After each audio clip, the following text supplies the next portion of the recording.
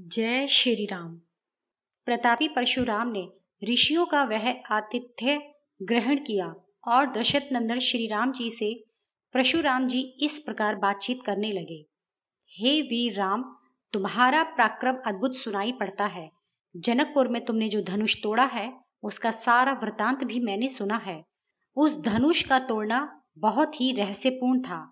उसी का वृतांत सुन हम यहाँ आए हैं और एक दूसरा उत्तम धनुष लेते आए हैं। यह भयंकर बड़ा धनुष जमदग्नि जी का है। इस धनुष का नाम जामदग्नि है। इस पर रोदा चढ़ाकर और बाण चढ़ाकर आप अपना बल मुझे दिखलाइए।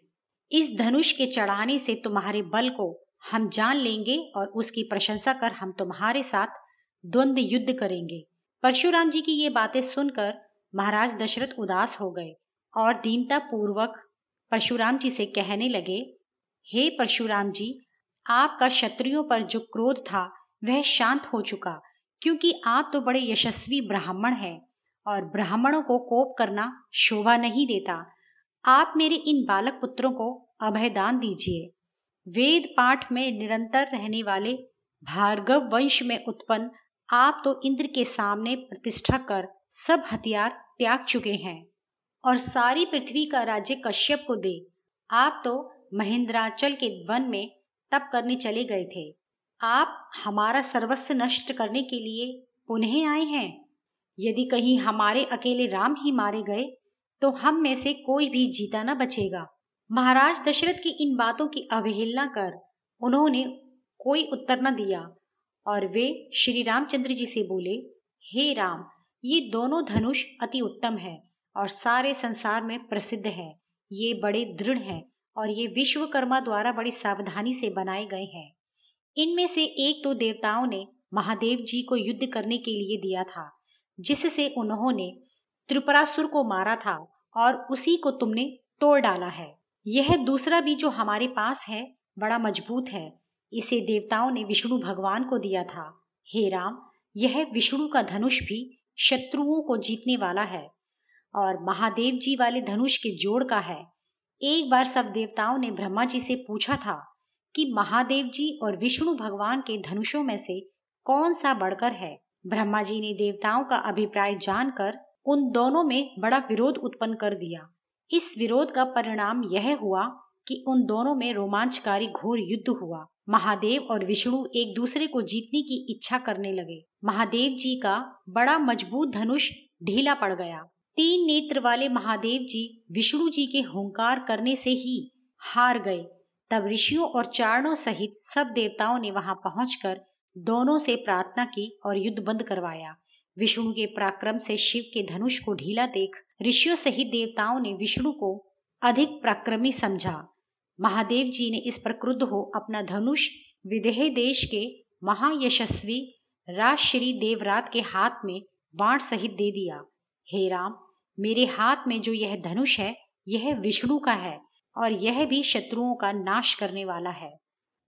पूर्व काल में विष्णु भगवान ने यह धनुष भृगवंशी ऋचिक को दिया। ऋचिक ने अपने सहनशील पुत्र व हमारे पिता महात्मा जमदग्नि को दिया। जब हमारे पिता शस्त्र धारण करना त्याग कर तप करने लगे तब राजा सहस्त्रबाहु ने मेरे पिता का वध कर दिया। पिता के इस अयोग्य और अत्यंत निष्ठुरता पूर्वक मारे जाने का हाल सुन क्रोध में भरकर हमने क्षत्रियों का वध किया। जैसे जैसे क्षत्रिय उत्पन्न होते गए वैसे हम उनका वध करते गए और सारी पृथ्वी का अधिकार अपने हाथों में ले लिया। जब महात्मा कश्यप ने यज्ञ किया तब यज्ञ के अंत में उस पुण्य कर्म की दक्षिणा स्वरूप सारी पृथ्वी उन्हें सौंप दी और हम तब से महेंद्रांचल पर्वत पर तप करते हुए बड़े सुख से रहते हैं।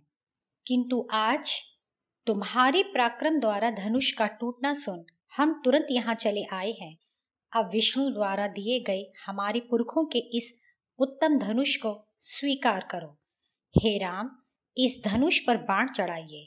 यदि तुम इस पर बाण चढ़ा सके तो मैं तुमसे द्वंद्व युद्ध करूंगा। परशुराम के वचन सुनकर श्री राम धीमे स्वर में बोले, हे परशुराम जी, आपने जो जो काम किए हैं वे सब मैं सुन चुका हूँ। आपने जिस प्रकार अपने पिता के मारने वाले से बदला लिया वह भी मुझे ज्ञात है।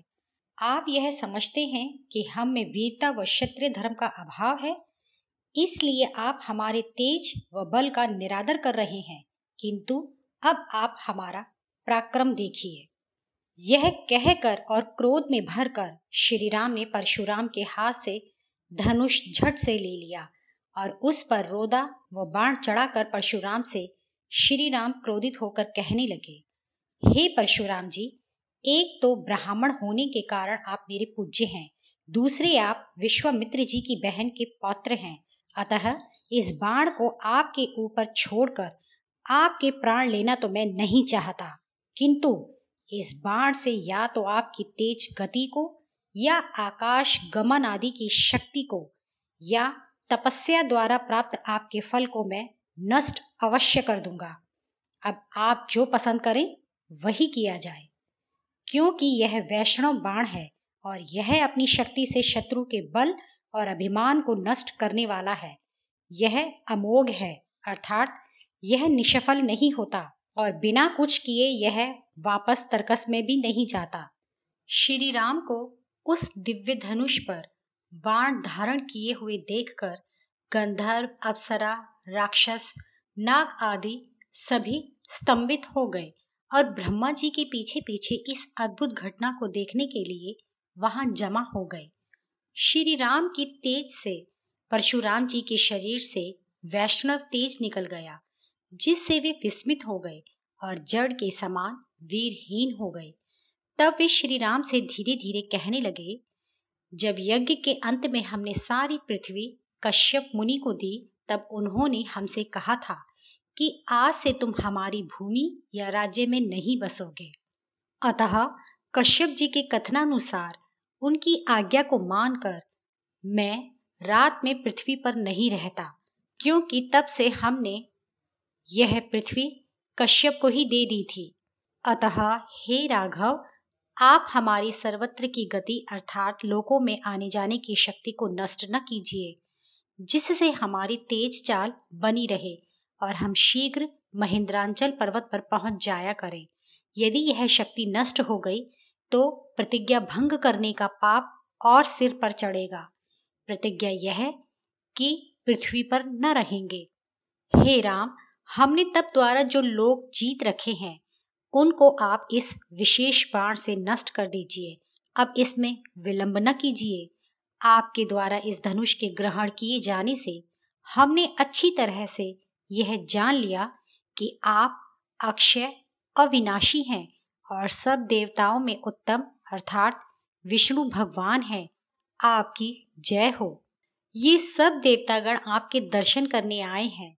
हे राघव, आप तीनों लोगों के स्वामी हैं, अतः यदि हम आपसे हार गए तो इसकी हमें लज्जा नहीं है। अतः अब आप इस अद्वितीय बाण को छोड़िए। बाण के छूटते ही मैं महेंद्रांचल पर्वत को चला जाऊंगा।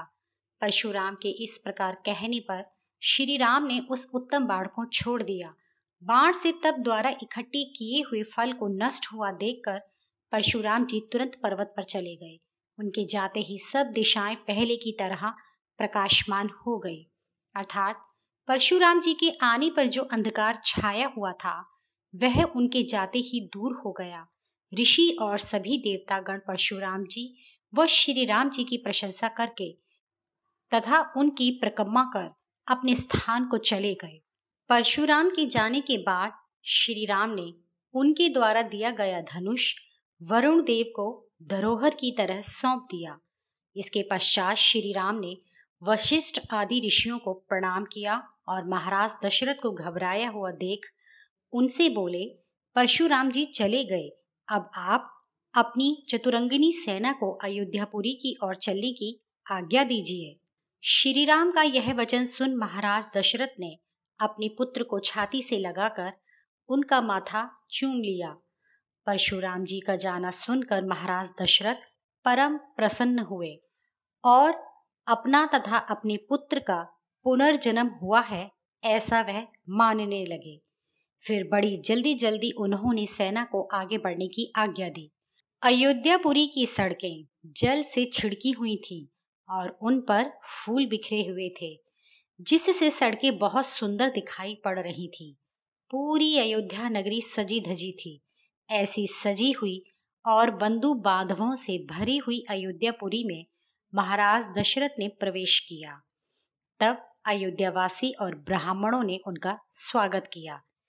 इसके पश्चात महाराज दशरथ ने अपने राजकुमारों और बहुओं के साथ अपने बर्फ की तरह सफेद रंग के राजभवन में प्रवेश किया। राजभवन के द्वार पर पहुंचने पर सभी महलवासी नाते रिश्तेदारों ने महाराज का फूल, माला, चंदन आदि से भली भांति सत्कार किया। फिर तीनों रानियों सुमित्रा, कौशल्या व कैकेयी ने बहुओं का स्वागत किया। वे उन्हें राजभवन में ले गईं। फिर उनके एपन अर्थात हल्दी और चावल को पीसकर बनाया गया तिलक और कुमकुम आदि लगाए। फिर उनको अच्छे रेशमी वस्त्र धारण करवाकर तुरंत देव मंदिरों में ले जाकर उनसे देवताओं की पूजा करवाई। इसके पश्चात सभी बहुओं ने अपनी सासों व अन्य बूढ़ी स्त्रियों को प्रणाम किया। इसके बाद वे सब अपने पतियों के साथ राजभवन में खुशी खुशी रहने लगे। उधर श्री राम पिता की सेवा करते हुए रहने लगे।